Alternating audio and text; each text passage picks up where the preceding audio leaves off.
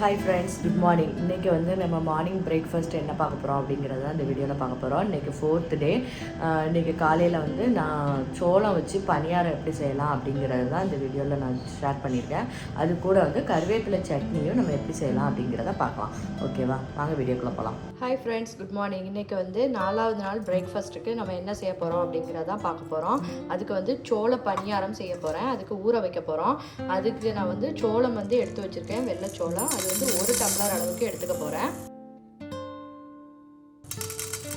இதுக்கு 1 டம்ளர் அளவுக்கு சோளம் எடுத்தாச்சு, அதை பண்ணிடலாம். அடுத்து இட்லி அரிசி வந்து ஒரு 1/4 டம்ளருக்கு கொஞ்சம் கூட எடுத்திருக்கேன், அதையும் இதில் போட்டுடலாம். இப்போ இட்லி அரிசி எவ்வளோ எடுத்தோமோ அதே அளவு 1/4 டம்ளருக்கும் கொஞ்சம் கூட உளுந்து எடுத்துக்கிட்டேன்.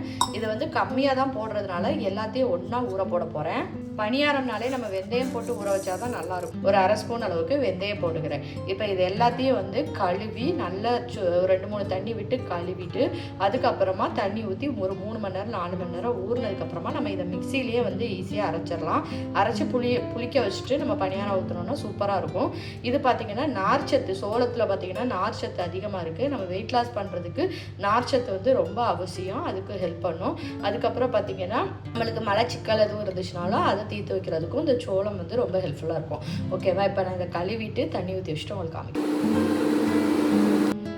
பார்த்தீங்கன்னா 2-3 மணி நேரம் நல்லா ஊறிடுச்சு. இப்போ இதில் உப்பு சேர்த்து நல்லா சாஃப்டாக வந்து அரைச்சி எடுத்துக்க போகிறோம். நான் அரைச்சிட்டு வந்து காமிக்கிறேன். பார்த்தீங்கன்னா மாவு வந்து நல்லா மையாக அரைச்சாச்சு. இப்போ இதை ஒரு பாக்ஸுக்கு மாற்றி வச்சிடலாம்.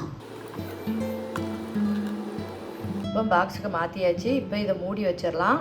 ஒரு 4-5 மணி நேரம் புளிக்கட்டும். அதுக்கப்புறம் நம்ம பனியாரம் ஊற்றலாம். அரைச்சி வச்ச பனியாரம் மாவு பார்த்திங்கன்னா சூப்பராக வந்து புளிச்சிருச்சு. இப்போ நம்ம இதை நல்லா கலக்கிட்டு பனியாரம் ஊற்றிடலாம்.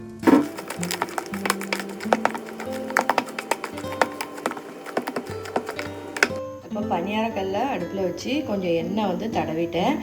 நம்ம வந்து இப்போ டயட்டில் இருக்கிறதுனால எண்ணெய்லாம் ஊற்றி சுட வேண்டாம் அப்படிங்கிறதுனால நான் எண்ணெய் வந்து தடவை மட்டும் செஞ்சுருக்கேன்.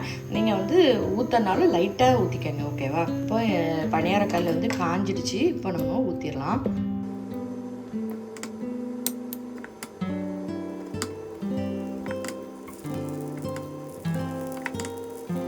இப்போ பனியாரம் ஒரு பக்கம் வேகட்டும், அப்புறமா நம்ம மாற்றி போட்டுக்கலாம். ஓகேவா, இப்போ பார்த்தீங்கன்னா பனியாரம் எல்லாத்தையும் வந்து மாற்றி போட்டாச்சு. ஒரு பக்கம் நல்லா வெந்துடுச்சு, இன்னொரு பக்கம் மட்டும் ஒரு 2 நிமிஷம் வேகட்டும், நம்ம எடுத்துடலாம். இப்போ பனியாரம் நல்லா வெந்துடுச்சு, இப்போ எடுத்துடலாம். பார்த்தீங்கன்னா பனியாரம் வந்து சூப்பராக இருக்குது, நல்லா கிறிஸ்பியாக இருக்குது. இப்போ சட்னி அரைச்சிட்டு வந்து நம்ம சர்வ் பண்ணலாம். ஓகேவா, இப்போ நம்ம கருவேப்பிலை சட்னி எப்படி அரைச்சிடலான்னு பார்த்துடலாம். அதுக்கு ஒரு கடாயை வச்சுருக்கேன். அதில் வந்து கொஞ்சமாக எண்ணெய் விட்டுருக்கேன். எண்ணெய் விட்டுட்டு ஒரு 1/2 ஸ்பூன் அளவுக்கு கடலைப்பருப்பு, ஒரு 1/2 ஸ்பூன் அளவுக்கு ஃப்ளாக்ஸ் சீட், ஒரு 5-6 வேர்க்கடலை, அப்புறம் ஒரு ஸ்பூன் அளவுக்கு உளுந்து, இதெல்லாம் சேர்த்து நல்லா வறுத்துக்கலாம். பார்த்தீங்கன்னா நம்ம போட்ட பருப்பு எல்லாமே வந்து நல்லா பொரிஞ்சிடுச்சு. இதில் வந்து 2 பச்சை மிளகாய் ஆட் பண்ணிக்கலாம். அப்புறம் ஒரு 4-5 காஞ்ச மிளகா உங்கள் காரத்துக்கு ஏற்ற மாதிரி ஆட் பண்ணிக்கோங்க. இப்போ இதை வந்து நல்லா ஃப்ரை பண்ணி விட்டுருவோம். ஃப்ரை பண்ணிவிட்டு அப்புறம் ஒரு சின்ன துண்டு புளி ஆட் பண்ணிக்கிறேன். கருவேப்பிலை சட்னி பார்த்திங்கன்னா கொஞ்சம் புளிப்பாக இருந்தால் நல்லாயிருக்கும், அதனால் கொஞ்சமாக வந்து புளி ஆட் பண்ணியிருக்கேன். அப்புறம் ஒரு 5-6 பல்லு பூண்டு ஆட் பண்ணியிருக்கேன். ஸோ இதையும் வந்து நல்லா கலந்து விடலாம். பார்த்திங்கன்னா இது எல்லாமே வந்து நல்லா வந்து வறுபட்டுட்டு அடுத்து வந்து பார்த்திங்கன்னா ஒரு கைப்பிடி அளவுக்கு கருவேப்பிலையை நல்லா உருவி கழுவி வச்சுருக்கேன், அதை இதில் ஆட் பண்ணிக்கலாம். ஸோ இந்த கருவேப்பிலையை நல்லா வதக்கி எடுத்துக்கலாம். பார்த்திங்கன்னா கருவேப்பிலை வந்து நல்லா வதங்கிடுச்சு. இப்போ நான் ஒரு 2 சில் தேங்காய் எடுத்து வச்சுருக்கேன், அதையும் இதில் ஆட் பண்ணிடலாம்.